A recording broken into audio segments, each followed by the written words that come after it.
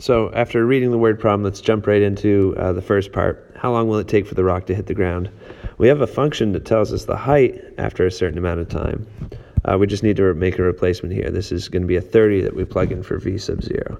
So the height of the rock is negative 30 t squared plus 16t. So how long will it take for the rock to hit the ground? The rock is 0 feet off the ground when it's on the ground. So we plug in a 0 in for h. And then we have something to solve here. This is a quadratic, so you could use the quadratic formula if you'd like, but this is a special type of quadratic where factoring out what's in common is going to help you, because from both of these, you can factor out a 2 and a t. That leaves you with negative 15t plus 8. And the reason why we do that is because now all I have to do is take each factored piece and find out what it takes to make that be 0. Because if you can make this parentheses be 0, then 0 times whatever that is will equal 0 and give you a true statement. So we take that parentheses, set it equal to 0, and then just solve each one like a normal equation. This one you get t equals 0.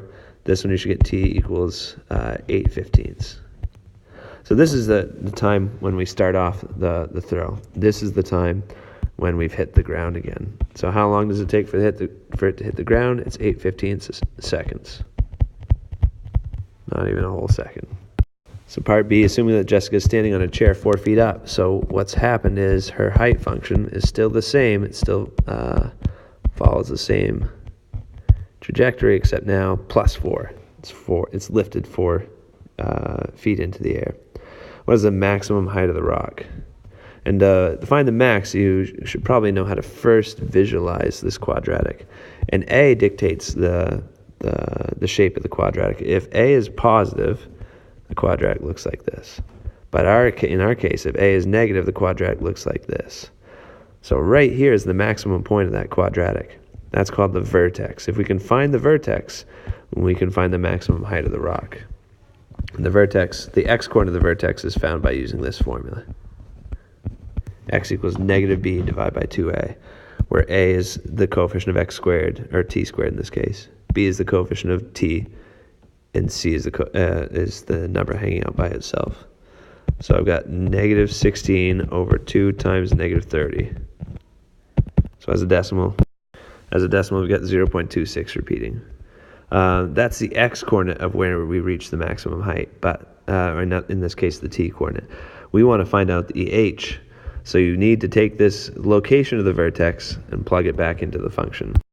So I plugged in the location that we found, 0.26 repeating, into the function. And with a calculator, I'm going to do 0.26 repeating squared, then multiply by negative 30. Then I'll add this. Just realized there's something we need to add over here, because they're standing 4 feet up. So we need to have that plus 4 in the end. So when you add this term with the calculator to this term, you get 2.16 repeating. And then add that 4 extra feet that they're standing up. She's throwing it measly 6.16 repeating into the air. So that's it. 6.16 repeating feet into the air. That's the maximum height, because that's the vertex. That's the y coordinate of the vertex.